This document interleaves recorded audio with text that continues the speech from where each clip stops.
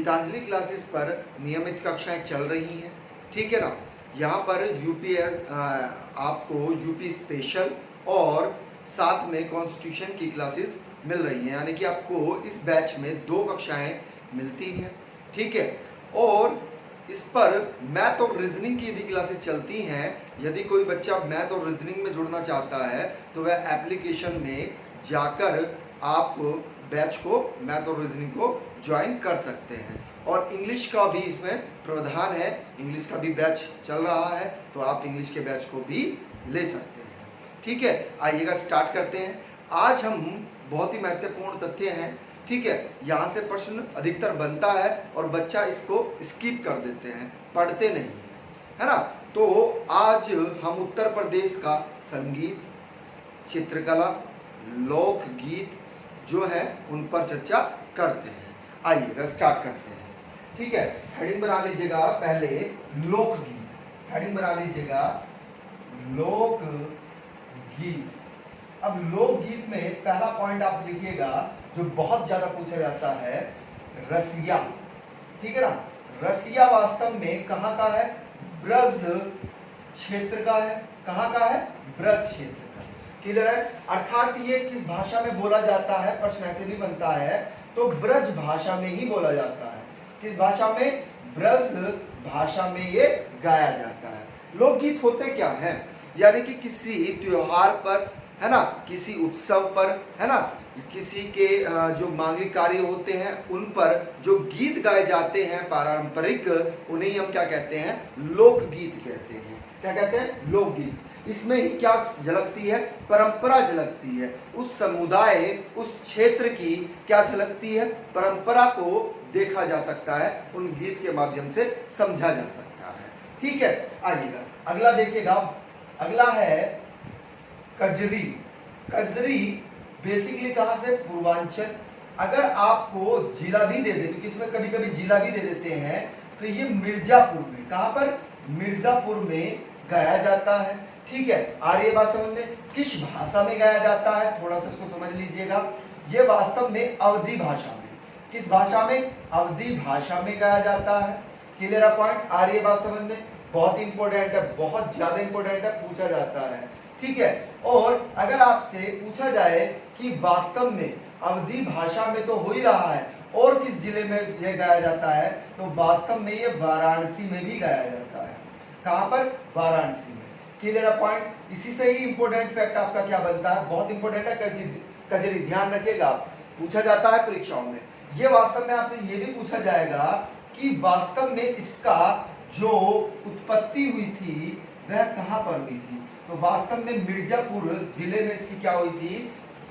उत्पत्ति हुई थी। Clear point? दूसरा महत्वपूर्ण फैक्ट इससे क्या पूछा जाता है कि ऐसा कौन सा लोकगीत है जिसमें श्रृंगार रस का प्रयोग किया जाता है या श्रृंगार रस की प्रमुखता पाई जाती है, तो कजरी है। कौन सा है? कजरी है। Clear point? अगला देखिएगा, अगला है आपका आल्हा।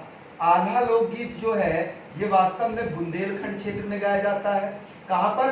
बुंदेलखंड क्षेत्र में गाया जाता है। अब आपसे प्रश्न कैसे पूछा जाएगा, इसको देखिएगा, समझिएगा।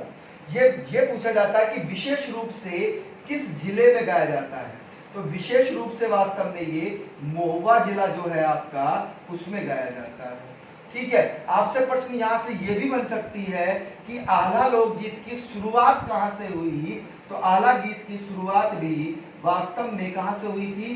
वास्तव में महुआ से हुई थी।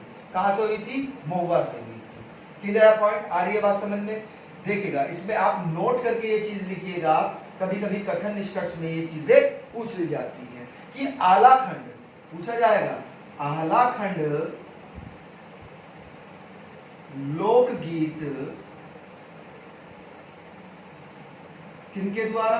बहुत ही इंपॉर्टेंट नाम है, बहुत ही इंपॉर्टेंट, पूछा जाता है। जागनिक, नाम क्या है? जागनिक द्वारा क्या किया गया था भाई? रचित किया गया था। क्या किया गया था? रचित किया गया था, इसीलिए इनके ही नाम पर इसका नाम रख दिया गया।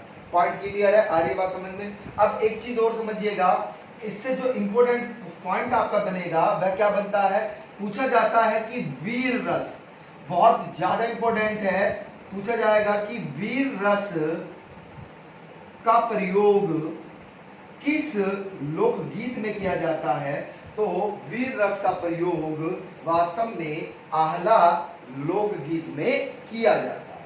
ठीक है, क्लियर है पॉइंट, चलेगा आगे चलते हैं। अगला लिखिएगा, अगला क्या बनेगा आपका, अगला बनेगा देखिएगा, दो नामों से जाना जाता है और बहुत ही ज्यादा इंपॉर्टेंट है, विरहा। क्या है, विरहा। विरहा वास्तव में प्रश्न ऐसे भी बन जाता है कि उत्तर प्रदेश का, यूपी का प्रमुख लोकगीत कौन सा है। तो वास्तव में उत्तर प्रदेश का प्रमुख लोकगीत विरहा है। कौन सा है, विरहा है। ठीक है, अब विरहा जो है ये वास्तव में किस क्षेत्र में गाया जाता है। तो ये पूर्वांचल क्षेत्र में गाया जाता है। किसमें, पूर्वांचल क्षेत्र में। अगर आपसे पूछा जाए कि ये किस भाषा में बोला जाता है, भाषा भी पूछ लेता है एग्जामिनर, तो आपका आंसर क्या होगा, बहुत इंपॉर्टेंट है। ये वास्तव में जो बिहार में भाषा बोली जाती है ना, भोजपुरी, ये भोजपुरी में गाया जाता है। किसमें, भोजपुरी में गाया जाता है। वास्तव में ये बिहार से लगे हुए क्षेत्रों में ज्यादा गाया जाता है। बिहार में तो बेसिकली गाया ही जाता है। पॉइंट क्लियर है, बात समझ में आ रही है। ये वास्तव में जो पूर्वी उत्तर प्रदेश है, ध्यान से समझिएगा, पूर्वी उत्तर प्रदेश में क्या है, जो अवध क्षेत्र है। कौन सा क्षेत्र है, अवध क्षेत्र है। अवध में ये गाया जाता है, बहुत इंपॉर्टेंट है। अभी वास्तव में एक प्रश्न और भी यहां से बन जाता है, क्योंकि इससे ही संबंधित एक व्यक्ति हैं, उनका नाम लिख लीजिएगा आप, क्योंकि उन्हें पद्मश्री मिला है। अभी वर्तमान में ही क्या मिला है, पद्मश्री से नवाजा गया है उनको। तो वास्तव में वह व्यक्ति कौन है, तो वह व्यक्ति वास्तव में हरिलाल, कौन है, हरिलाल जी हैं, हरिलाल यादव। ठीक है, जो कहाँ के रहने वाले हैं, जो वास्तव में अगर घराने की बात करें तो बनारस घराने के रहने वाले हैं। घराना कहाँ का है, बनारस घराना है। पॉइंट क्लियर है, बात समझ में आ रही है। इनको सभी को आपको नोट आउट करना है। ठीक है, आ रही है बात समझ में, क्योंकि यहां से प्रश्न बार बार पूछा जाता है। अगला देखिएगा, अगला है आपका बहुत ही इंपॉर्टेंट है, चेती। क्या है, चेती, या इसे ही क्या कहते हैं, चेता कहते हैं। चेती लोकगीत या फिर चेता लोकगीत। हाँ देखो, हाँ इसको लिखना है, सभी को लिखना है। ठीक है, आइएगा। तो ये कहां पर गाया जाता है, वास्तव में ये रोहिलखंड का जो क्षेत्र है हमारा, रोहिलखंड क्षेत्र में गाया जाता है। और वास्तव में नाम से आप समझ गए होंगे, अगर आपसे पूछा जाए कि किस माह या किस महीने में गाया जाता है, तो ये चैत के महीने में गाया जाता है। अगर आपसे जिले की बात करेगा तो वास्तव में वाराणसी जिले में ये ज्यादा लोकप्रिय है। ठीक है, और किस मौके पर गाया जाता है, तो किस त्योहार पर, तो होली के त्योहार पर ये गाया जाता है। क्लियर है पॉइंट। अगला देखिएगा, अगला है आपका मलहोरा। मलहोरा जो है वास्तव में कोरवी भाषा में गाया जाता है। किस भाषा में, कोरवी भाषा में गाया जाता है। और किस क्षेत्र में गाया जाता है, यह वास्तव में बहुत इंपॉर्टेंट है, बहुत ज्यादा इंपॉर्टेंट। जो आपका कौरव का क्षेत्र है ना, कोरवी क्षेत्र, जहां पर कौरव रहते थे, तो कौरव क्षेत्र में ये गाया जाता है। क्लियर है पॉइंट। अगला देखिएगा, अगला है आपका इसूरी। इसूरी बहुत इंपॉर्टेंट है, पूछा जाता है। इसूरी फाग के नाम से भी ये जाना जाता है। तो आप समझ गए होंगे कि फागुन के मौसम में, महीने में ये गाया जाता है। किसमें, फागुन के मौसम में गाया जाता है। अब बिल्कुल ध्यान से समझिएगा, ये वास्तव में बुंदेलखंड जो क्षेत्र है हमारा, वहां पर गाया जाता है। ठीक है, और इसका ही, वैसे इसका उत्पत्ति हुई कैसे, अगर हम इसको बात करें तो वास्तव में हर ताल इसुरु, ठीक है, ईसुरी है ना, हरताल ईसुरी जो थे, है ना, बहुत ज्यादा लोक कवि थे।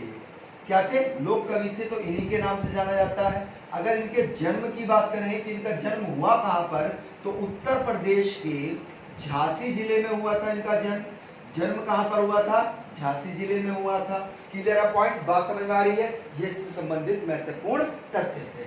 अगर आपसे पूछा जाए कि वास्तव में बहुत इंपॉर्टेंट है कि होरी होरी के नाम से जाना जाता है या फिर दूसरा है रसिया, ठीक है, होरी को होली भी कहते हैं, है ना, होली, होली गीत या फिर होरी गीत। रसिया जो है ये अलग है। ये वास्तव में कहाँ गाया जाता है? ये ब्रज क्षेत्र में गाया जाता है। कहाँ पर? ब्रज क्षेत्र में। और ब्रज के भी किस क्षेत्र में? बरसाना में। कहाँ पर? बरसाना में गाया जाता है। अब आप होली के बारे में समझिएगा कि ये नाम से ही पता लग रहा है कि होली पर गाया जाता है। किस पर गाया जाता है? होली पर गाया जाता है। पॉइंट क्लियर है? बात समझ में आ रही है? हाँ, बात समझ में आ रही है? चलिएगा इसको रफ कर देते हैं। आइएगा आगे चलते हैं, अगला देखिएगा। अगला आपसे जो है लोकगीत जो पूछा जाएगा वह कौन सा है? वास्तव में देखिएगा, आपको अभी आपने होली पढ़ा है, कुछ बुक्स में होली को अलग दिया गया है ना, होली गीत। होली के साथ में ही एक और गीत आता है, कौन सा? झूला गीत, ठीक है। ये वास्तव में कहां पर होते हैं? ये वृंदावन में। कहां पर? वृंदावन में गाए जाते हैं, ठीक है। होली के त्योहार पर गाया जाता है। ये सावन के मौसम में, कहां पर? सावन माह में गाया जाता है ना। आप देखते होंगे महिलाओं का एक त्योहार होता है तीज, है ना। क्या होता है? तीज। तो ये वास्तव में तीज के मौसम में, जब तीज त्योहार होता है, झूला गाना जब गाया जाता है। क्लियर है पॉइंट? आ रही है बात समझ में? अगला देखिएगा, अगला है सोहर। सोहर गीत वास्तव में कहाँ गाया जाता है? तो पूर्वांचल में गाया जाता है। कहाँ पर? पूर्वांचल में। और किस जगह? तो अवध में भी गाया जाता है, जो अवध वाला क्षेत्र है ना, उसमें। आपसे पूछा जाता है कि टोली गीत, कौन सा गीत? टोली गीत व रागनी, है ना। रागनी तो आप सुनते होंगे, अगर आप पश्चिमी उत्तर प्रदेश के हैं तो आपको रागनी के बारे में पता होगा। तो ये वास्तव में दोनों की दोनों ढोली और रागनी गीत, है ना, कहां पर गाए जाते हैं? तो पश्चिमी उत्तर प्रदेश में गाए जाते हैं। क्लियर है पॉइंट? आ रही है बात समझ में? चलेगा। एक चीज आप नोट करके लिख लीजिएगा, है ना, एक चीज आप नोट करके लिखिएगा कि यूपी का अर्थात उत्तर प्रदेश का एकमात्र शास्त्रीय संगीत कौन सा है? तो वास्तव में कथक है। कौन सा है? कथक। पॉइंट क्लियर है? आ रही है बात समझ में? अब ये कथक भी वास्तव में हुआ कैसे, इसको समझिएगा। जब मंदिर में पुजारी पूजा अर्चना करते थे, है ना, तो जो कथा गाते थे, है ना, क्या करते थे? कथा को सुनाते थे। तो कथा को ही अपने भाव में प्रकट करने का जो पद्धति चली, उसे ही क्या कहा गया? वास्तव में उसे ही कथक कहा गया। उसे ही क्या कहा गया? कथक कहा गया। क्लियर है पॉइंट? अब हेडिंग बना लीजिएगा, प्रमुख घराने। ये पूछे जाएंगे, यहां से प्रश्न अधिकतर बनता है। तो हेडिंग बना लीजिएगा, प्रमुख घराने। प्रमुख घराने, ठीक है।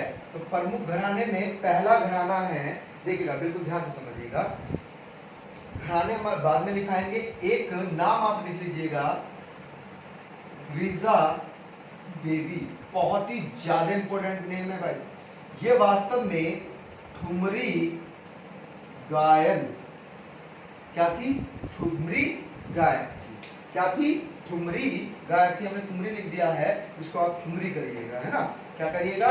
ठुमरी गायक थी, है ना। क्लियर है पॉइंट? आ रही है बात समझ में? अब आपसे ये पूछा जाता है ना, चलेगा, प्रमुख घराने गिरिजा देवी। यहां पर हेडिंग बनाइएगा आप, बनारस घराना। ये वास्तव में बनारस घराने से थी। तो बनारस घराने में ही अगला फैक्ट आपसे पूछा जाएगा कि ठुमरी गायक का विकास किस घराने ने किया? तो वास्तव में बनारस घराने ने किया। अगला फैक्ट लिखिएगा। आपसे यहाँ पर जो प्रमुख क्या हुए हैं, गायक हुए हैं, उनका नाम पूछा जाता है। तो आप देखिएगा, इमाम बाई किस घराने से थी? तो बनारस घराने से थी। चित्राबाई, चित्राबाई किस घराने से थी? तो बनारस घराने से थी। बड़ी माना व छोटी माना किस घराने से थी? बनारस घराने से थी। ठीक है। वैगेश्वरी, वैगेश्वरी देवी किस घराने से थी? तो बनारस घराने से थी। क्लियर है पॉइंट? आ रही है बात समझ में? अब यहां से बनारस घराने से दो तबला, बहुत इंपॉर्टेंट फैक्ट है, दो तबला वादक भी हुए। दो तबले वादक का मतलब जो तबला बजाते थे, है ना? क्या करते थे? तबला बजाते थे। तो दोनों का नाम बहुत ही ज्यादा इंपॉर्टेंट है, बार बार परीक्षा में पूछा जाता है। पंडित रवि किशन। कौन? पंडित रवि शंकर, किशन नहीं, रवि शंकर। ठीक है। क्लियर है पॉइंट? बहुत ही ज्यादा इंपॉर्टेंट है, बहुत ही ज्यादा। ठीक है। सॉरी, रवि, ये वास्तव में कंठे महाराज, इसको ऐसे करके लिखिएगा, कंठे महाराज व किशन महाराज, किशन महाराज। अब आप समझिएगा बिल्कुल ध्यान से, महाराज शब्द जो है वो किस लिए लगाया जाता है वास्तव में, ये प्रश्न भी पूछा जाता है। वास्तव में जो महाराज शब्द है वह बेसिकली किसके लिए लगाया जाता है? बार बार परीक्षाओं में ये प्रश्न भी आपसे पूछा जाता है। एक मिनट नोट करिएगा। हाँ,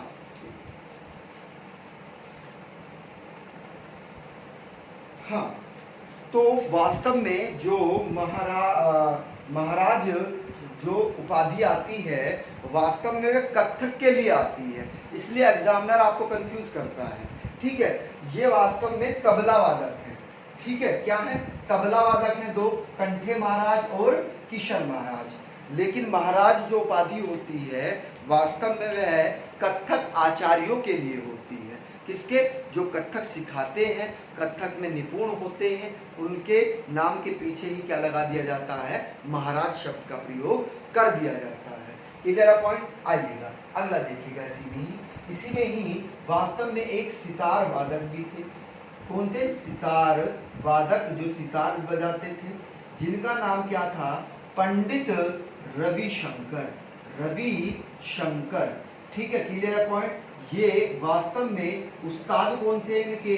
तो अलाउद्दीन खां के ये शिष्य थे। किसके शिष्य थे? उस्ताद अलाउद्दीन खां के ये क्या थे? शिष्य थे। वास्तव में ये बहुत ही ज्यादा चर्चित व्यक्ति हैं। इन्होंने अंतरराष्ट्रीय, बहुत इंपॉर्टेंट प्रश्न है, अंतरराष्ट्रीय ख्याति प्राप्त की हुई है। बाहर भी इनके शो होते थे। Clear point? आ रही है बात समझ में? अल्लाह तक समझिएगा। अब अगले व्यक्ति जो आते हैं इसी में ही, वे आते हैं शिव नंदन मिश्र जी। जो शिव नंदन मिश्र हैं वास्तव में वह कथक से संबंधित है, कथक आचार्य हैं। किस घराने के हैं सब व्यक्ति? ये सब व्यक्ति बनारस घराने के हैं। अगला आता है नाम, बहुत ही इंपॉर्टेंट है, बार बार परीक्षाओं में पूछा जाता है, बिस्मिल्लाह खां। बहुत ही चर्चित व्यक्ति हैं। ये वास्तव में शहनाई वादक हैं, शहनाई बजाते हैं। क्लियर है पॉइंट? और दूसरे ही शहनाई वादक एक और व्यक्ति हैं, उनका भी नाम लिख लीजिएगा, मुमताज खां। ये भी वास्तव में बनारस घराने के ही व्यक्ति हैं। तो ये बनारस घराना था आपका, जो बार बार परीक्षाओं में पूछा जाता है।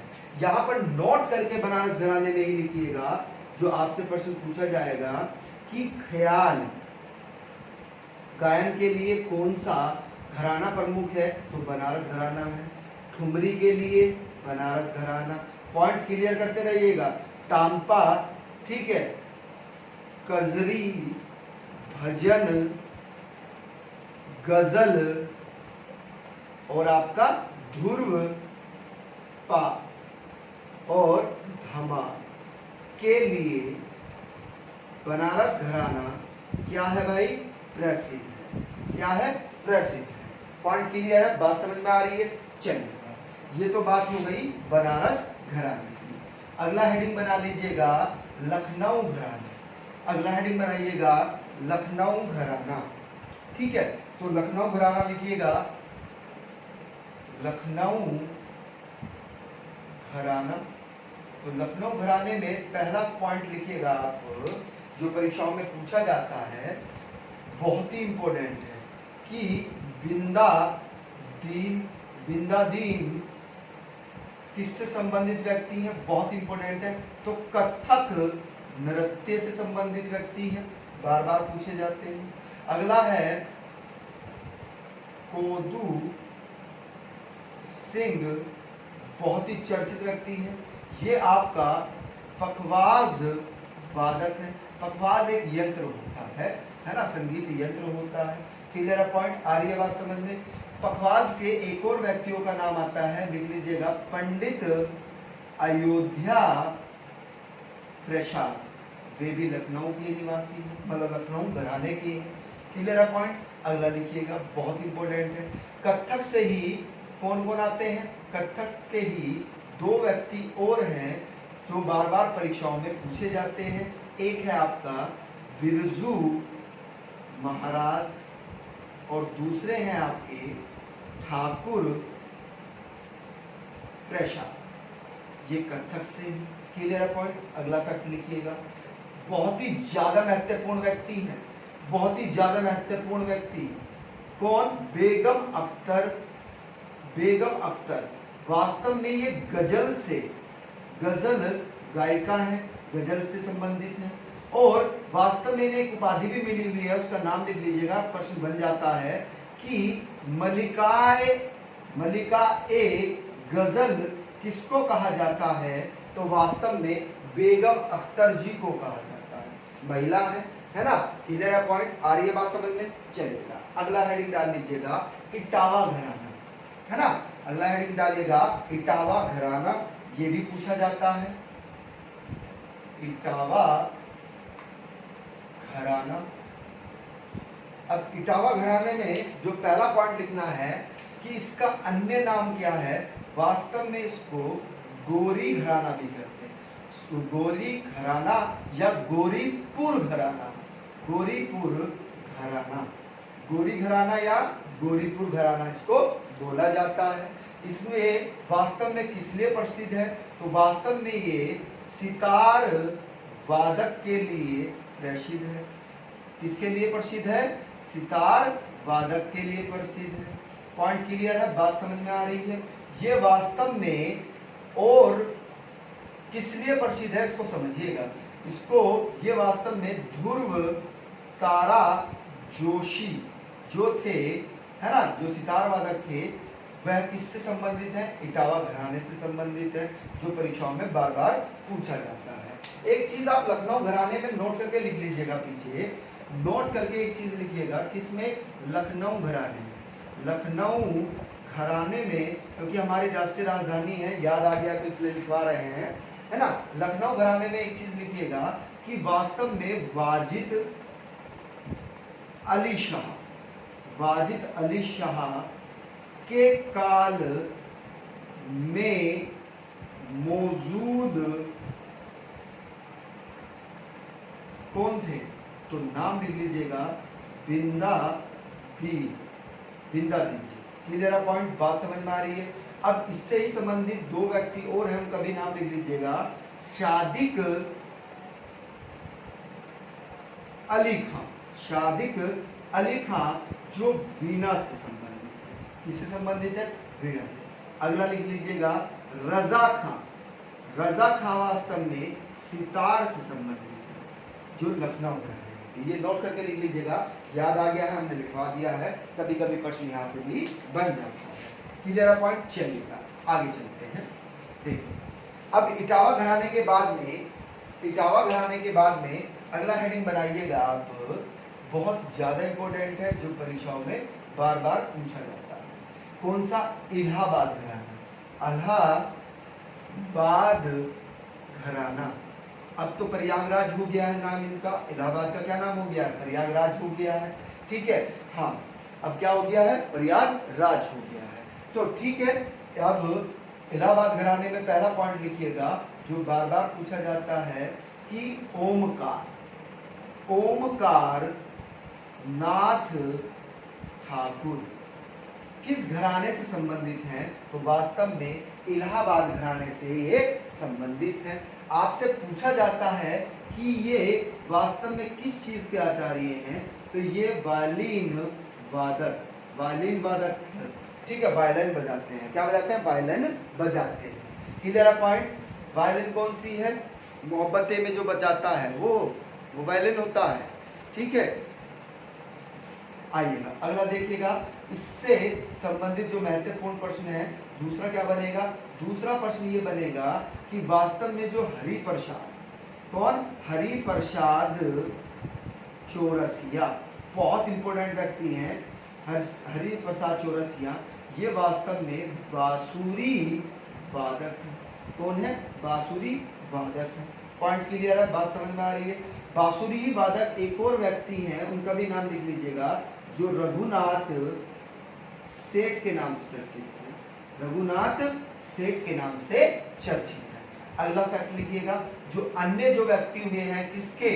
इलाहाबाद घराने के, तो उनका भी नाम लिख लेते हैं। आइएगा कभी प्रश्न बन जाए तो केसर बाई, ठीक है, और जानकी बाई।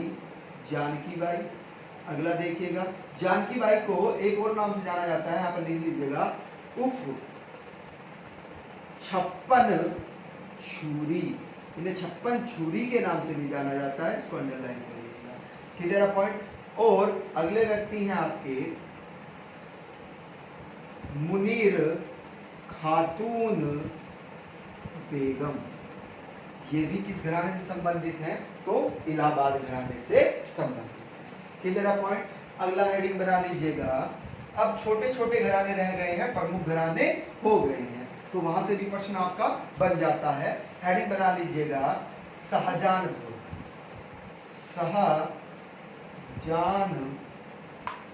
बहुत इंपॉर्टेंट है,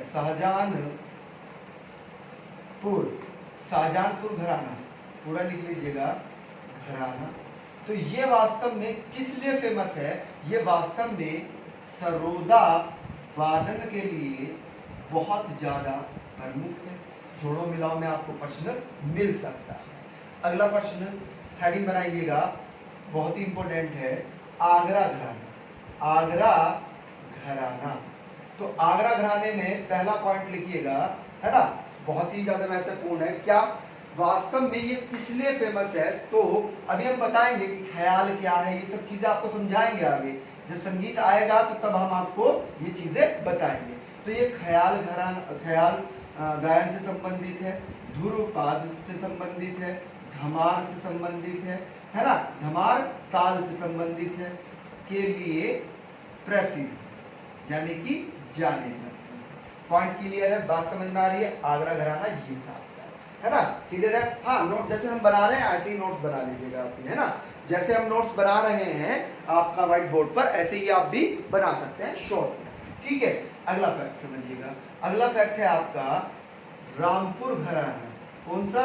रामपुर घराना है। अब रामपुर घराना भी वास्तव में ख्याल गायन के लिए प्रसिद्ध है। ठीक है, अब ख्याल घराने के लिए प्रसिद्ध है। इससे पहले एक चीज और लिखिएगा आप इसमें, क्योंकि ये प्रश्न पूछा जाता है। ठीक है, यानी कि प्रश्न किस तरह से बनेगा, लैंग्वेज सुनिएगा हमारी। वास्तव में जो अमीर खुसरो द्वारा शुरू, पूछा जाएगा कि वास्तव में जो रामपुर घराना है वह किसके द्वारा शुरू किया गया, तो वास्तव में अमीर खुसरो द्वारा शुरू किया गया था। और अमीर खुसरो द्वारा ही जो रामपुर घराना था, इसी ने ही ख्याल गायन को बुलंदियों पर पहुंचाया। किस घराने ने? रामपुर घराने ने। ये प्रश्न पूछा जाता है घुमाकर। ठीक है, अगला हेडिंग बनाइएगा सहारनपुर घराना। कौन सा? सहारनपुर घराना। सबसे उत्तरी जिला कौन सा है आपका? सहारनपुर। ठीक है, तो सहारनपुर घराना जो है, इसमें लिखिएगा, इसमें बीन, बरवा, बहुत इंपॉर्टेंट है, सितार और आपका आलाप, हीरो और ध्रुवपाद के लिए जाना जाता है। इधर पॉइंट अगला घराना फतेहपुर। फतेहपुर घराना, तो फतेहपुर घराना वास्तव में, हाँ फतेहपुर भी है, फतेहपुर घराना या पूरा लिख लीजिएगा फतेहपुर सीकरी घराना। फतेहपुर सीकरी घराना ये वास्तव में ध्रुवपाद व ख्याल गायन के लिए प्रसिद्ध। अगला लिख लीजिएगा खुर्जा घराना। देखिए खुर्जा घराने से जो प्रश्न बनेगा वो थोड़ा टेढ़ा बनता है। खुर्जा घराने से जो प्रश्न बनता है वो थोड़ा टेढ़ा बनता है, उसको समझिएगा। आपसे पूछा जाएगा कि वास्तव में तान प्रणाली, बहुत इंपॉर्टेंट है, तान प्रणाली या फिर ताज प्रणाली, तान प्रणाली या फिर ताज प्रणाली के लिए कौन सा घराना जाना जाता है? तो खुर्जा घराना जाना जाता है। यहां से ही आपको पता है कि खुर्जा अभी नया जिला बना है, पहले क्या था, मुरादाबाद में आता था। तो मुरादाबाद के दो व्यक्ति हैं, नाम याद रखिएगा, एक है हुज्जू खां और दूसरे कौन से हैं? हुज्जू खान और दूसरे हैं खादिम हुसैन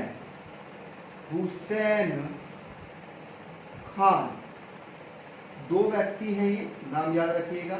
ठीक है, ये क्या किया इन्होंने, क्या किया वास्तव में, ये मुंबई के भिंडी बाजार में, कहां पर, भिंडी बाजार में जाकर बस गए। बस जाने से इस घराने की स्थापना हुई। पॉइंट क्लियर है? यानी कि मुंबई के भिंडी बाजार में जाकर बस जाने से इस घर की क्या हुई, इस घर की स्थापना हुई। पॉइंट क्लियर है? एक और घराना रह गया है, उसको भी पढ़ लेते हैं, आइए। चलिए हेडिंग बना लीजिएगा इटावा घराना। कौन सा घराना? इटावा घराना। ठीक है, हेडिंग बना लीजिएगा इटावा घराना। तो इटावा घराने में पहला पॉइंट लिखिएगा कि ये किसने जाना जाता है? तो वास्तव में सितार वादन के लिए जाना जाता है। इसके जो प्रमुख व्यक्ति हैं कौन कौन से हैं? सूरजन सिंह बहुत इंपॉर्टेंट व्यक्ति हैं। दूसरे हैं तारब खान, ठीक है, कौन से? तारब खान। और तीसरे व्यक्ति कौन है? इनायत खान और विलायत खान भी इसी से ही संबंधित है। विलायत खान इटावा घराने से।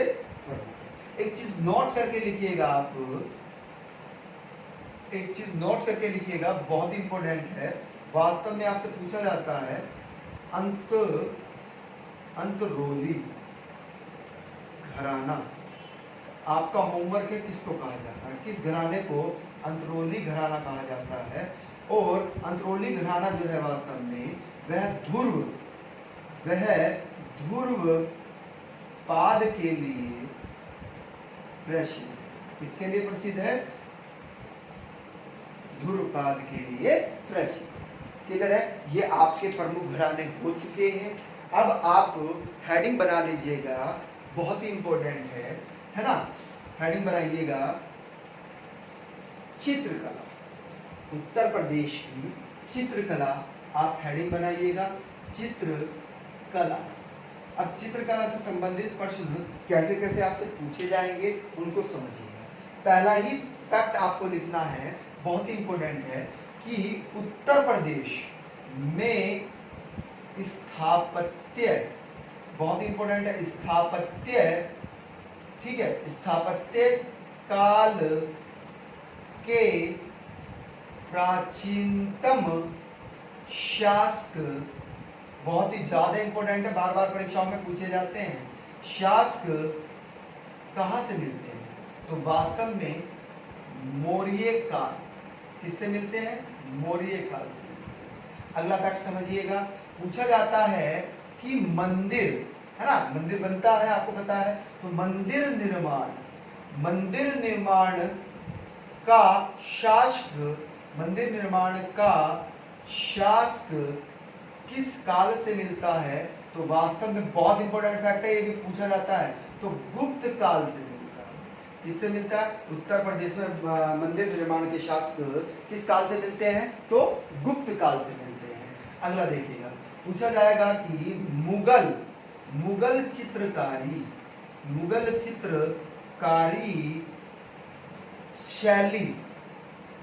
शैली की नींव किस काल में रखी गई? तो वास्तव में हुमायूं के काल में रखी गई। किसके काल में रखी गई? हुमायूं के काल में रखी गई। अगला पूछा जाएगा आपसे प्रश्न कि मुगल, बहुत इंपॉर्टेंट है, मुगल चित्रकला का स्वर्ण काल किस काल को कहा जाता है? तो आपको पता ही है, जहांगीर के काल को कहा जाता है।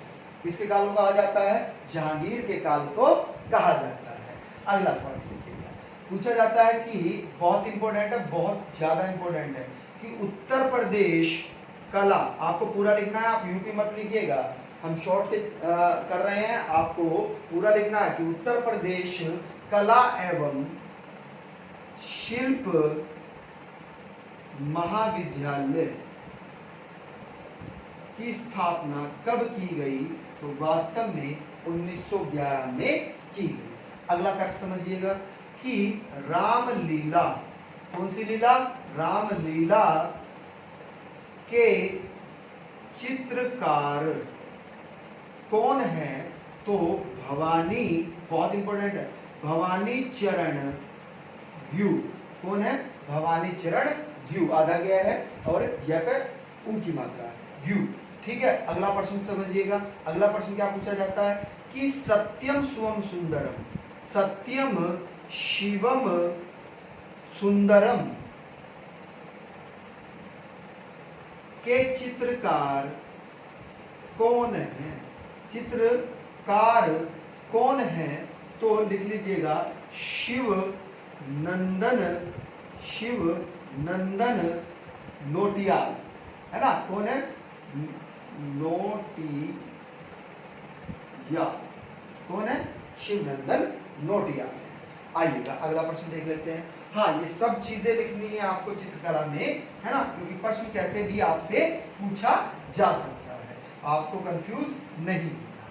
अगला प्रश्न लिखिएगा, आपसे पूछा जाएगा, बहुत ही इंपॉर्टेंट है क्योंकि ये प्रश्न घुमाकर भी आपसे पूछा जाता है कि लखनऊ चित्रकला शैली, लखनऊ चित्रकला शैली के जनक कौन है? तो बहुत ही इंपॉर्टेंट नेम है, लिख लीजिएगा असित, कौन है? असित कुमार हलदार, बहुत इंपॉर्टेंट व्यक्ति हैं, बार बार ये प्रश्न बनता है क्योंकि आगे भी इसके बारे में हम आपको बताएंगे, है ना, आगे डिटेल्स में बताएंगे। तो ये वास्तव में किसके? लखनऊ चित्रकला शैली के जनक हैं। वास्तव में ये दो और शैलियों के जनक हैं, कौन कौन से? वास व टेम्पा। कौन सी? वास व टेम्पा शैली इन्होंने ही प्रारंभ की थी। वास और टेम्पा शैली भी असित कुमार हलदार जी ने ही क्या की थी? प्रारंभ की थी। ये भी प्रश्न बनता है। ठीक है, अगला फैक्ट लिखिएगा, पूछा जाता है कि बुद्ध का गृह त्याग शैली के जनक कौन है? तो रणवीर सक्सेना, क्लियर है पॉइंट? अगला फैक्ट लिखिएगा। अगला फैक्ट क्या है आपसे? बहुत ही ज्यादा महत्वपूर्ण है, बार बार परीक्षाओं में पूछा जाता है। इसका तो आप हेडिंग ही बना लीजिएगा, हेडिंग बनाइएगा, भारतीय, ऐसे लिखिएगा, चलो कोई नहीं खड़ी, वो बाद में भाषण के बाद में कराएंगे, पहले आप ये फॉन्ट लिख लीजिएगा। ऐसे लिखिएगा कि भारतीय हिंदू विश्वविद्यालय, जिसे आप BHU भी कहते हैं। क्या कहते हैं? BHU। इसी का ही अन्य नाम क्या है वो भी लिख लीजिएगा, इसे काशी विश्वविद्यालय भी कहते हैं। क्या कहते हैं? काशी विश्वविद्यालय भी इसको कहा जाता है। इसका अन्य नाम क्या है, ये सबसे ज्यादा इंपॉर्टेंट है कि भारत कला भवन भी इसी को ही कहा जाता है। भारत कला भवन भी इसी को ही कहा जाता है। और इसकी स्थापना वास्तव में 1950 में हुई। कब हुई? 1950 में इसकी स्थापना हुई है। और ये कहाँ पर है? वास्तव में ये है बनारस। कहाँ पर है? बनारस में।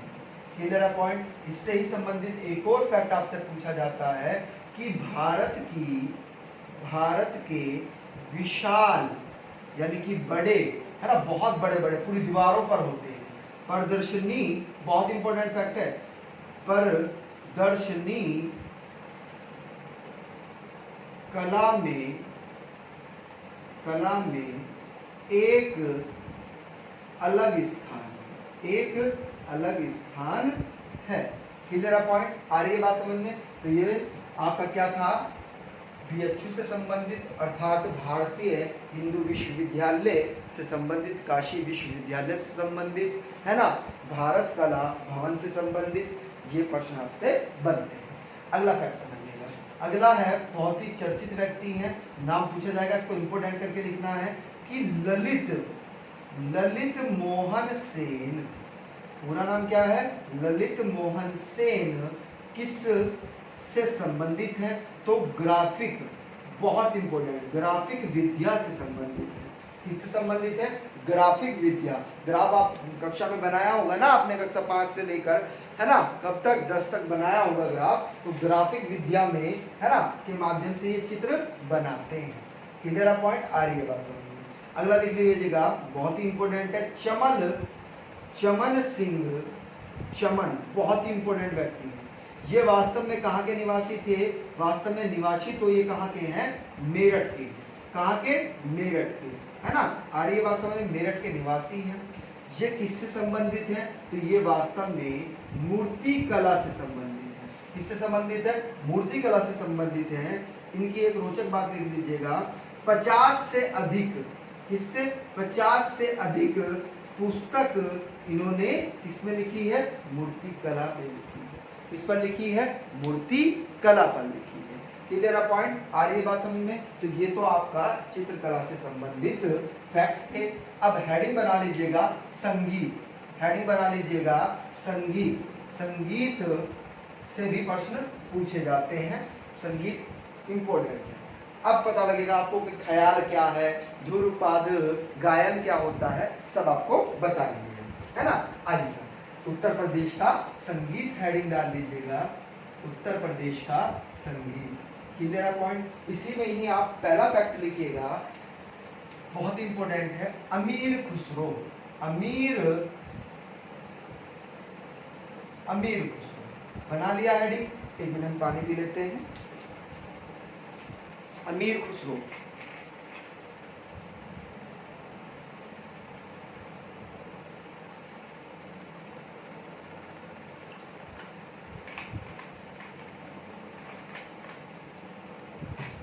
जितने भी हमने घराने पढ़ाए हैं आपको, वो वास्तव में सब मध्यकालीन घराने हैं। कौन से घराने हैं? मध्यकालीन घराने हैं। इसमें भी लिखिएगा कि अमीर खुसरो में ही कि मध्यकालीन संगीत में, परंपरा में महत्वपूर्ण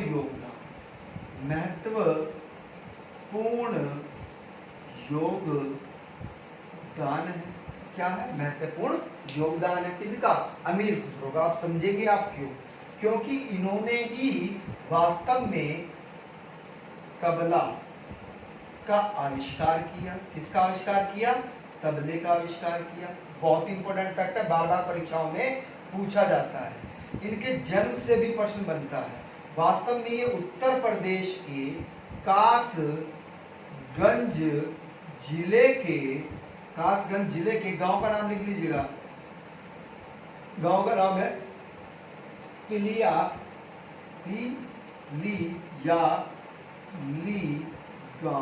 पिलियाली गांव में इनका क्या हुआ था, जन्म। अगला फैक्ट इसी से ही संबंधित है, अमीर खुसरो से ही। होता क्या है वास्तव में कि जब दिल्ली सल्तनत, लिखना है जो भी चीज हम बोल रहे हैं सारा फैक्ट इंपॉर्टेंट होगा आपके लिए। दिल्ली सल्तनत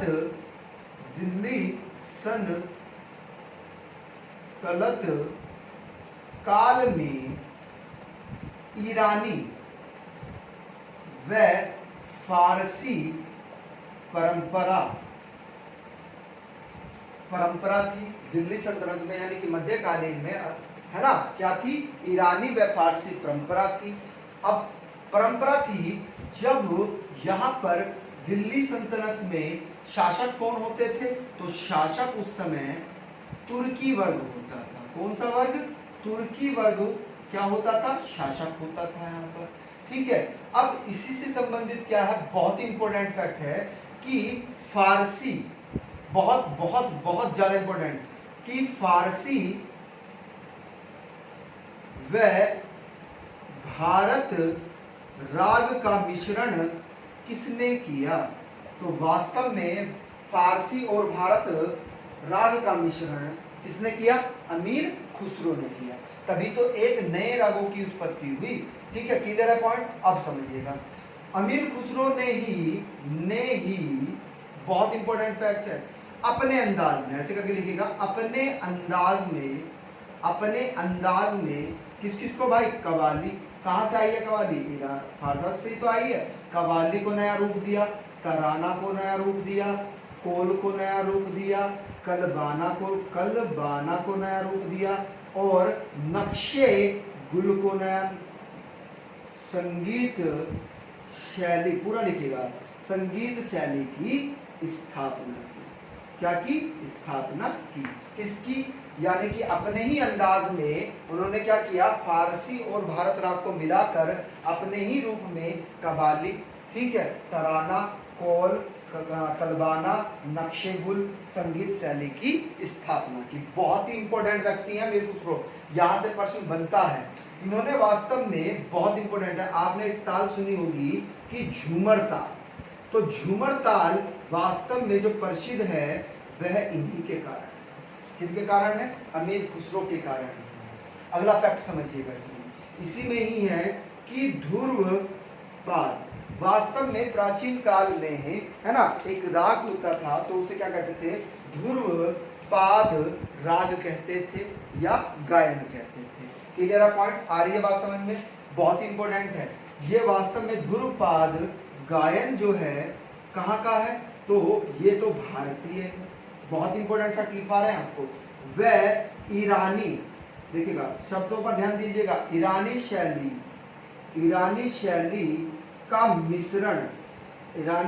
का मिश्रण ही क्या कहलाता है, बहुत इंपॉर्टेंट है, बहुत ज्यादा इंपॉर्टेंट, ख्याल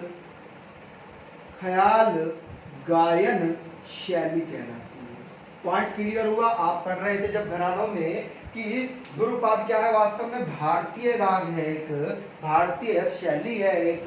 अब ईरानी शैली और भारतीय शैली में से क्या, ध्रुवपाद को मिक्स करके क्या बना दिया अमीर खुसरो जी ने ख्याल गायन शैली का निर्माण कर दिया। पॉइंट क्लियर है। एक फैक्ट और छूट गया है इनका महत्वपूर्ण, वह भी आप लिख लीजिएगा कि सितार का आविष्कार किसने किया, तो आविष्कार किसने किया था, अमीर खुसरो जी ने किया था। वास्तव में इसको ऐसे समझिएगा, बिल्कुल ध्यान समझिएगा, यानी कि जो पहले माता सरस्वती होती हैं उनके हाथ में सितार नहीं होता है, ध्यान रखिएगा। जो माता सरस्वती होती हैं उनके हाथ में क्या होता है, वास्तव में वीणा होता है। तो वीणा का विकसित रूप ही क्या कहलाता है, सितार कहलाता है। जो माता सरस्वती के हाथ में है वो वास्तव में कौन सी वीणा है? वीणा है, तो वह तरण वीणा है। कौन सी वीणा है? तरण वीणा है। ठीक है, सितार अलग होता है, वीणा अलग होती है, कंफ्यूज नहीं होना है। आइएगा अगला फैक्ट समझिएगा। ठीक है, अगला हेडिंग डालिएगा संगीत में ही, बहुत बहुत ज्यादा इंपॉर्टेंट है, आचार्य रहे हैं। ठीक है, एक अलग ही क्या रहा है? समुदाय रहा है, और इसके बारे में भी प्रश्न पूछा जाता है। निम्बारक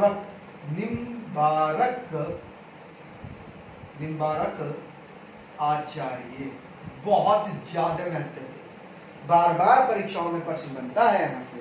आइएगा, इसका पहला फैक्ट लिखिएगा, ये भी किस काल के से संबंधित है? तो मध्यकालीन से ही संबंधित है। किस काल से संबंधित है? मध्यकालीन से ही संबंधित है। वास्तव में मध्यकालीन में एक समुदाय होता था, जिस समुदाय को क्या कहा जाता था? निम्बारक। बहुत इंपॉर्टेंट है, ये बार बार पूछा जाता है। निम्बारक संप्रदाय कहा जाता था। क्या कहा जाता था? निम्बारक संप्रदाय कहा जाता था। अब आपसे प्रश्न पूछा जाएगा कि निम्बारक संप्रदाय वास्तव में किसने चलाया? तो निम्बारक संप्रदाय वास्तव में निम्बारक आचार्य जी ने चलाया था। पॉइंट क्लियर है? बात समझ में आ रही है? तो निम्बारक संप्रदाय किसने चलाया? निम्बारक आचार्य जी ने चलाया है। क्लियर है पॉइंट? हाँ बिल्कुल, हाँ सब लिखता है एक भी, हाँ चलेगा। अब इससे ही संबंधित एक और चीज है कि अब अगर हम मध्यकालीन की बात करें, बिल्कुल ध्यान से समझना है। मध्यकालीन का मतलब अगर आप संगीत में बात करेंगे तो इसको ऐसे समझिएगा, जो कबीरदास जी से के बाद का समय और शंकराचार्य जी से पहले का जो समय है ना, दोनों के बीच का, समझ गए ना? यानी कि जो कबीरदास जी हैं, कबीरदास जी से बाद का समय और शंकराचार्य जी से पहले का समय, वही वास्तव में मध्यकालीन के तहत संगीत में आता है। क्लियर है पॉइंट? आ रही है बात समझ में? कबीर जी से पहले, उल्टा बोल दिया हमने, है ना? कबीर जी से पहले का समय और शंकराचार्य जी के बाद का समय। क्लियर है पॉइंट? वही होता है। चलिएगा अगला देखिएगा, ये वास्तव में बहुत इंपॉर्टेंट है। इसी काल में यानी कि मध्यकालीन में ही, निम्बारक आचार्य के काल में ही वास्तव में एक दर्शन होता था, जिसे हम क्या कहते थे? द्वात दर्शन कहते थे। आपसे प्रश्न पूछा भी गया है कि द्वित्व दर्शन किसके काल में था? तो वास्तव में निम्बारक आचार्य जी के काल से संबंधित है और मध्यकालीन से संबंधित है। तो वास्तव में यहाँ पर एक चीज समझिएगा, एक व्यक्ति आएंगे और जिनका योगदान संगीत के क्षेत्र में भारत में बहुत बड़ा रहा है, उन्हीं के सम्मान में एक मेला भी होता है ना? आगे पढ़ाएंगे हम आपको सब चीजें कि हरिदासी परंपरा, है ना? यानी कि निम्बारक आचार्य के एक अलग समुदाय था, एक अलग वर्ग में आ गया था। किस नाम से? हरिदासी परंपरा के नाम से आ गया था। अब इसको समझिएगा, पूछा जाएगा कि हरिदासी जो है परंपरा के प्रवर्तक कौन है? तो इनके प्रवर्तक वास्तव में नाम से पता ही लग गया होगा आपको, स्वामी हरिदास जी थे। कौन थे? स्वामी हरिदास जी थे। अगर हम बात करें कि इनका जन्म कहाँ पर हुआ था, तो वास्तव में इनका जन्म बहुत ही इंपॉर्टेंट है, बार बार परीक्षाओं में पूछा जाता है, बार बार परीक्षाओं में रिपीट होता, हाँ बार बार परीक्षाओं में ये चीजें पूछी जाती है। तो इनका जन्म कहाँ पर हुआ था? अलीगढ़ में हुआ था। कहाँ पर हुआ था?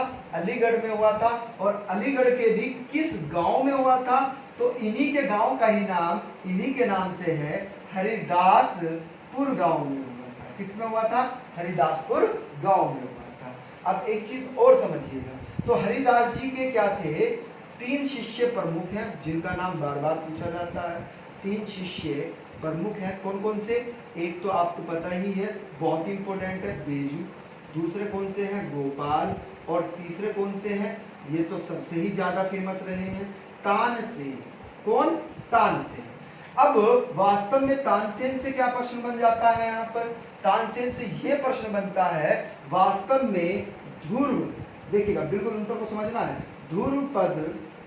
ध्रुपद धमार गायन के प्रवर्तक, प्रवर्तक कौन है? तो तानसेन साहब है। कौन है? तानसेन साहब। देखिएगा, ध्रुव पद अलग है और ध्रुव पद धमार अलग है, दोनों को जोड़ दिया गया है। धमार को भी और ध्रुव पद को भी आपस में जोड़ दिया गया है, एक नई शैली बन गई है। क्या बन गई है? ध्रुव पद धमार शैली बन गई है। तो इसके प्रवर्तक भी यही है। वास्तव में क्या होता है, इसकी शुरुआत अगर पूछी जाए, यहां पर आप नोट करके लिख लीजिएगा, नोट करके ये लिखना है कि ध्रुव पद धमार की शुरुआत मंदिरों में शुरू होने इन्होंने की, ऐसे करिएगा, इन्होंने की, यानी कि ध्रुपद धमार शैली की शुरुआत मंदिरों में किसने की? तो वास्तव में किन्होंने की थी? तानसेन जी ने की थी। किन्होंने की थी? तानसेन जी ने की थी। अब एक चीज और समझिएगा, तानसेन जी से एक प्रश्न और पूछा जाता है कि हरिदास जी ने, स्वामी हरिदास जी ने इन्हें कौन सी अनोखी शिक्षा दी? तो नाम लिख लीजिएगा, बहुत ही ज्यादा महत्वपूर्ण है, बार बार परीक्षाओं में पूछा जाता है। स्वामी हरिदास जी ने ही तानसेन जी को राग दीपक क्या करा था? सिखाया था। अब राग दीपक का मतलब यह है कि ये राग जब गाते थे तो दीपक अपने आप ही जलने लगते थे। अब पता नहीं ये वास्तविकता है या क्या है, ये हमें नहीं पता है। अब जब हमने आपको बताया कि हरिदास जी के, है ना, नाम से बहुत ज्यादा इन्होंने योगदान दिया है, तो इनके सम्मान में ही नोट में लिखिएगा, दूसरा नोट करके लिखिएगा कि प्रतिवर्ष इनके सम्मान में, स्वामी हरिदास जी के सम्मान में ही प्रतिवर्ष कहां पर, बहुत इंपॉर्टेंट है भाई, हरिदास सम्मेलन किया जाता है। कहां पर किया जाता है ये आयोजन? तो ये वृंदावन में किया जाता है। आगे हम पढ़ेंगे इस चीज को। अगला फैक्ट लिखिएगा कि ध्रुव पथ गायन मेले का आयोजन इस सम्मेलन में किया जाता है। ध्रुव पथ गायन मेले का आयोजन इस वर्ष, मतलब प्रतिवर्ष किया जाता है। किसमें? हरिदास सम्मेलन में। ठीक है, चलिएगा अगला फैक्टर हेडिंग बना लीजिएगा। अगला संगीत से संबंधित महत्वपूर्ण तथ्य क्या है आपके? आइए, अगला है मध्यकालीन ही है, ये भी लिख लीजिएगा। सरकी सुल्तान, हेडिंग बनाना है, सरकी सुल्तान शाह हुसैन, हेडिंग बनाना है। आप नाम से ही पढ़े समझ गए होंगे, ये भी क्या है? मध्यकालीन ही है। क्या है? मध्यकालीन। क्या है? मध्यकालीन समय की। अब वास्तव में ये कहाँ के शासक थे? तो प्रश्न बहुत ज्यादा बार पूछा गया है, हिस्ट्री में भी बनता है कि जौनपुर में किसका शासन था? तो सरकी शासकों का शासन था। किनका शासन था? सरकी शासकों का शासन था। अब इनके ही एक प्रमुख शासक रहे हैं जिनका नाम क्या था? हुसैन शाह सरकी। बहुत ही ज्यादा महत्वपूर्ण पूछा जाएगा। देखिएगा, ख्याल अलग है। ख्याल क्या था? ईरानी भाषा और ध्रुपद को क्या कर दिया गया? ज्ञान को आपस में जोड़ दिया, तो ख्याल का निर्माण हो गया। किसका? ख्याल का। किन्होंने करा? अमीर खुसरो जी ने किया। लेकिन अंतर समझिएगा, बड़ा ख्याल बहुत इंपॉर्टेंट, बड़ा ख्याल गायन शैली के प्रवर्तक कौन है? तो वास्तव में हुसैन शाह सरकी जी है। क्या है? हुसैन शाह सरकी जी है। बहुत इंपॉर्टेंट है, प्रश्न बार बार परीक्षाओं में ये बनता है। अब इनके एक शिष्य थे जिनका नाम बार बार पूछा जाता है परीक्षाओं में, तो दोनों का ही लिख लीजिएगा, चलिएगा। अदरन व सदारन, ये किसके शिष्य थे? वास्तव में बड़े ख्याल से ही संबंधित दोनों व्यक्ति हैं। तो हुसैन सासरकी जी के हैं, जिन्होंने बहुत ज्यादा योगदान दिया इसमें बड़े ख्याल के प्रसिद्धि होने में। क्लियर पॉइंट, आ रही है बात समझ में। अब दूसरा ही प्रश्न यहां से क्या बनेगा, बहुत ही इंपॉर्टेंट है कि टेम्पा शैली का भी प्रचलन इन्होंने ही किया। क्या किया, इनका प्रचलन भी इन्होंने किया। किसका, टेम्पा शैली का। किसका, टेम्पा शैली का। अगला हेडिंग बना लीजिएगा, दो और रह गए हैं उनको भी समझ लेते हैं। नवाब वाजिद अली शाह, वाजिद अली शाह। क्लियर पॉइंट, आइए इसमें पहला पॉइंट ये लिखिएगा, इसको ऐसे करके लिखिए आप, ये वास्तव में कहाँ के नवाब थे, तो अवध के नवाब। कहाँ के, अवध क्षेत्र के नवाब थे। और अवध की राजधानी क्या होती थी, आपको पता ही होगा, कमेंट करके बताइएगा जरा, अवध की राजधानी क्या होती थी, हाँ बताइए। हाँ बिल्कुल, क्या होती थी, सही नहीं बता रहे हैं, ठीक है, लखनऊ होती थी। क्या होती थी, लखनऊ होती थी। गलत बता रहे हैं भैया, सही करिएगा कमेंट, है ना। तो लखनऊ थी। अब होता क्या है कि वाजिद अली शाह, है ना, ये भी प्रश्न पूछा जाता है कि संगीत के क्षेत्र में अवध का स्वर्ण काल, अवध का स्वर्ण काल किसको कहा जाता है, संगीत के क्षेत्र में अवध का स्वर्ण काल किस काल को माना जाता है, तो वाजिद अली शाह के काल को माना जाता है। जो इनके प्रमुख, बिल्कुल बहुत ही ज्यादा महत्वपूर्ण है, ये प्रश्न बार बार परीक्षाओं में पूछा जाएगा कि वास्तव में इनके दरबारी दो बहुत ही ज्यादा प्रमुख थे, जिनका परीक्षाओं में नाम बार बार पूछा जाता है और आप इन्हें पहले भी पढ़ चुके हैं। बिंदक दीन, ये किससे संबंधित है, पहले पढ़ चुके हैं आप, ये कत्थक से संबंधित है। किससे संबंधित है, कत्थक से। और दूसरे कौन से हैं, कोंदो सिंह। कौन से, कोंदो सिंह। ये किससे संबंधित है, तो ये पखवाजी से संबंधित है। ये भी प्रश्न आपसे बार बार पूछा जाता है। अब आप नोट करके एक चीज लिख लीजिएगा, ये आपका लास्ट पॉइंट है आज का, क्योंकि कत्थक क्या है, वास्तव में हमारा शास्त्रीय संगीत है, तो इससे प्रश्न हमेशा बनता है। हेडिंग बना लीजिएगा इसमें ही, कत्थक आचार्य। तो प्रमुख कत्थक आचार्य जी के हम नाम लिख रहे हैं, आप भी लिख लीजिएगा, जो बार बार परीक्षाओं में पूछा जाता है। पहले है शंभू महाराज, महाराज सबके पीछे आएगा, नोट कर लीजिएगा, महाराज सबके पीछे आएगा। लच्छू महाराज, कौन से भाई, लच्छू महाराज। दूसरे हैं आपके कालका महाराज, कौन से महाराज, कालका महाराज। अगले हैं आपके बिरजू महाराज, ये भी बार बार पूछे जाते हैं कौन सी परीक्षाओं में। अगला देखिएगा अच्छन महाराज, ये भी बार बार पूछे जाते हैं। अब अगर हम कहें आपको, महाराज शब्द तो आ रहा है, अगर हमने यहाँ पर लिख दे, दो के नाम लिख रहे हैं कि कंठे महाराज व किशन महाराज, कंठे महाराज व किशन महाराज, ये किस से संबंधित हैं, तो आपका आंसर क्या होगा कि सर आप तो बोल रहे थे कि महाराज जो आएंगे उनके पीछे तो वास्तव में कत्थक आचार्य होते हैं, लेकिन ये दो वास्तव में क्या है भाई, हमने पहले भी बताया था कि ये तबला वादक है। क्या है, तबला वादक, ना कि कत्थक। ठीक है, कत्थक से संबंधित नहीं है, तबला से संबंधित है। ठीक है, देखिएगा, अगर आपको वीडियो अच्छी लगी हो तो कमेंट और लाइक के माध्यम से हमें बताइएगा, और ज़्यादा से ज़्यादा इस वीडियो को शेयर करिएगा, और जिसने हमारे चैनल को सब्सक्राइब नहीं किया है वो हमारे चैनल को सब्सक्राइब कर ले और बेल आइकन ऑन कर ले। ठीक है, थैंक यू।